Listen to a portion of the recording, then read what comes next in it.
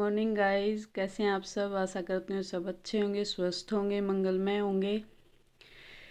तो अब सुबह मैं झाड़ू लगा के चूल्हे की सफाई करके और कढ़ी की तैयारी कर रही हूँ। तो पालक फ्रेश फ्रेश पालक तोड़ रही हूँ अपनी क्यारियों से। यहाँ से पालक मैं बाद में डालती हूँ, तो पहले तोड़ के रख लेती हूँ साफ़ करके। इसमें मिट्टी तो ज़्यादा नहीं लगी होती क्योंकि पानी नलकी से डालते हैं, तो पत्तों पे ज़्यादा मिट्टी नहीं आती। तो पालक तोड़ने के बाद मैं थोड़ी सी मेथी भी ले आई हूँ तोड़ के। तो अब सिलबट्टे पे मैंने प्याज, हरी मिर्च और लहसुन पीसने के लिए रख दिया। ये मसाला मैं हाथ से ही तैयार करूँगी। और मसाले भी जैसे लेके आते हैं ना, वो घर पे ही पीसते हैं। तो ये मैंने सिलबट्टे पे तैयार कर लिया है। और बाकी का मसाला अब सूखा मसाला ही इसमें मिलाऊंगी। तो इसको अच्छे से साफ़ करके और इसमें मिला दिया। हल्दी कुछ ज़्यादा डालते हैं कढ़ी में, और धनिया पाउडर और काली मिर्च, और सब कुछ इस मसाले में पहले से ही मिक्स है। तो ये लिया। इसमें हरी मिर्च, हरी प्याज, अजवाइन, मेथी, राई और जीरा, और साथ में लिया है प्याज बारीक कटी हुई, और इसके साथ हींग ली है। तो ये सब तड़के के लिए रखा हुआ है। तो अब तड़का लगाएंगे, लेकिन इससे पहले मैं छाछ लेती हूँ। 1 लीटर के लगभग मैंने छाछ ली है, लस्सी। और इसमें 1 बड़ी चम्मच बेसन के लिए लिया है। तो इसको अच्छे से मैश कर लूँगी, एक भी गुठली नहीं होनी चाहिए। इसको तब तक मैं करती रहूँगी मैश। और ये होने के बाद अब मैं कढ़ाई में एक तेल डाल दिया, 1 बड़ी चम्मच तेल लिया है इसमें। तेल गरम होने के बाद इसमें सबसे पहले मैं हरी मिर्च और लाल मिर्च ये डालूंगी। तेज पत्ता मेरे पास नहीं था, अगर आपके पास है तो आप वो भी यूज कर सकते हो। और बाकी में जो बाद में जो था वो सब डाल दिया इसके अंदर। इसके भुनने के बाद ही इसको अच्छे से भूनने के बाद इसमें प्याज को बिल्कुल ब्राउन होने तक इसको भूनते ही रहना है। भूनने के बाद जो मसाला हमने तैयार किया है, इससे पहले जो हींग है वो डालेंगे। और जो मसाला मैंने तैयार किया था सारा, अब उसको डाल के अच्छे से भून लेंगे। और इस मसाले को तब तक भूनेंगे जब तक कि मसाला तेल अलग ना छोड़ दे। तो इस मसाले के भूनने के बाद इसमें जो बचा हुआ पानी था वो भी डाल के, और फिर ये तेल छोड़ देगा। फिर इसमें हम अपनी जो छाछ है वो मिला देंगे। इसने बिल्कुल पानी, अब तो तेल अलग कर दिया है। अब इसमें छाछ मिला देंगे। एक हाथ से हम चलाते रहेंगे इसको, और एक हाथ से छाछ को डाल देंगे। अगर बीच में चलाना छोड़ दिया तो छाछ फटने का ज़्यादा डर रहता है। तो हल्के हल्के हाथ से इसको चलाते रहेंगे। और इसमें खदकाने के बाद ही इसमें नमक डाला जाता है। पहले डाल देते तो लस्सी फट जाती है। अब इसमें जो मेथी और पालक तोड़ के लाई थी वो अब डाल दिए। आप चाहो तो मसाले में भी डाल सकते हो, लेकिन हमारे ये बाद में डालने के बाद ही खाते हैं, मसाले में डाला हुआ नहीं खाते क्योंकि ज़्यादा पक जाती है पालक। तो इसलिए मैं बाद में डालती हूँ। तो मम्मी अभी बाजरे की रोटी तैयार कर रही है, मेरे को तो बनाने नहीं आती। तो आज डिमांड हो रखी थी घर वालों की बाजरे की रोटी खाने की, तो मम्मी बाजरे की रोटी बना रही है। और मम्मी मतलब सबसे पहले फिर पापा खाएंगे, क्योंकि पापा की डिमांड हुई है बाजरे की रोटी खानी। बोलते हैं कि मतलब वैसे ही बनाते हो, लेके आते हो बाजरा, बनाते हो नहीं घर पे।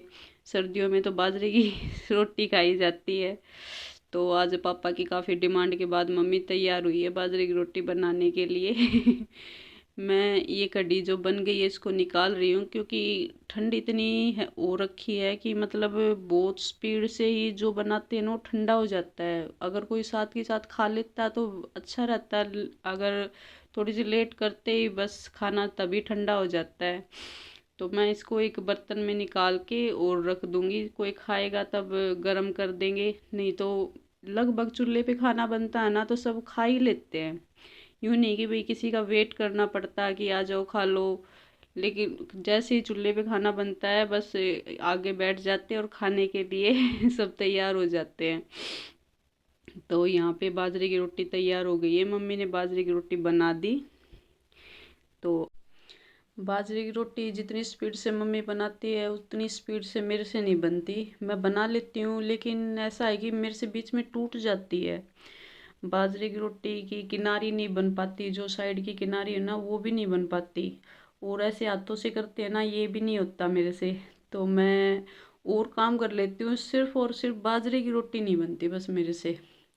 यही काम नहीं होता। और किचन का जितना भी काम होता है ना, चाहे कि कैसा भी हो, कढ़ाई हो, मिठाई हो, कुछ भी होता मैं कर लेती हूँ।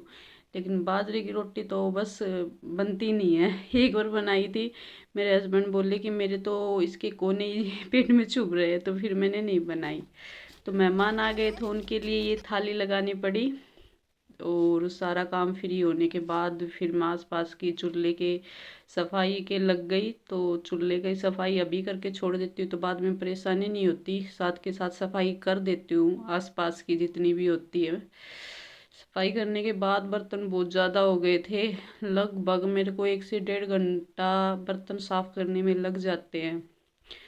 तो सबको खाना खिला के और बर्तनों को इकट्ठा करके बर्तन साफ कर रही हूँ। तो ये नव्या मेरे आसपास ही घूम रही है, कभी कुछ हो। पानी ठंडा पानी है, मौसम ठंडा, और ये मानती है नहीं, तो आसपास भीग जाती है ये।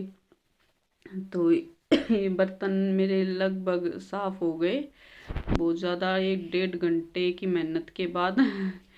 तो फ्री होने के बाद फिर मैं पीछे क्यारियों में चली गई। तो क्यारियों में मैं जो गोभी की प्योद थी वो लगाई, उसको लगाने के बाद फिर इस साइड पानी आने वाला था सिंचाई के लिए। तो फिर मैंने सोचा कि खुदाई कर दूँ, थोड़ी थोड़ी खुदाई कर दूंगी लहसुन की, तो सही रह जाएगी। इसकी जितनी खुदाई करते हैं ना लहसुन की पोथी उतनी मोटी बनती है। तो फिर खुदाई करने के बाद फिर मैं थोड़ा सा फ्री हो गई, मैंने सोचा कि 1 डेढ़ घंटा पढ़ लेती हूँ। तो पढ़ने के लिए बैठ गई फिर मैं।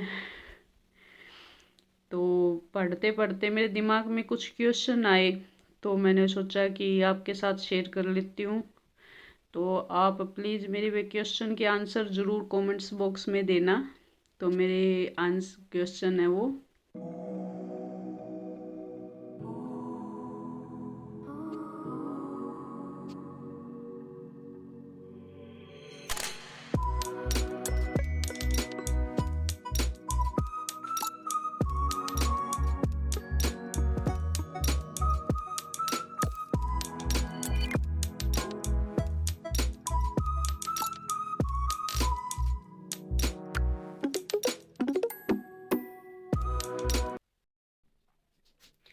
शाम के 8 बज गए हैं और सबको खाना खिला के अंदर भेज दिया। और मेरा भी काम फ्री हो गया, सारा बर्तन वगैरह सब कुछ साफ कर लिए। तो अब कम्प्लीटली मतलब फ्री हो गई हूँ मैं। तो कुछ उस दिन गाजर पाक बनाया था तो गाजर बची हुई थी, और जो सब्जियां लेके आते हैं उसके साथ जो मिर्ची आती है वो बच गई, काफ़ी बची हुई थी। तो बोलते हैं ना बची हुई चीज़ों का क्या करोगे, तो वही है, अचार डालूंगी। अब इनकी अचार की तैयारी कर रही हूँ, जो गाजर और मिर्ची बची हुई थी। तो अब मैं इनको छील के काट के और पूरी रात मतलब सुखा दूंगी पंखे के नीचे, और कल फिर इनका अचार डालूंगी। तो बची हुई चीज़ों का अचार ही डलता है, तो वही कर रही हूँ अब मैं भी। ये देखो कितनी गाजर बची हुई है मेरे पास, ये गाजर बची हुई है, इनका अचार डाल देंगे, काफ़ी अच्छा अच्छा अचार डलता है। तो वो अचार की रेसिपी मैं आपके साथ शेयर करूँगी। अभी अंदर चल के इनको छील लेते हैं।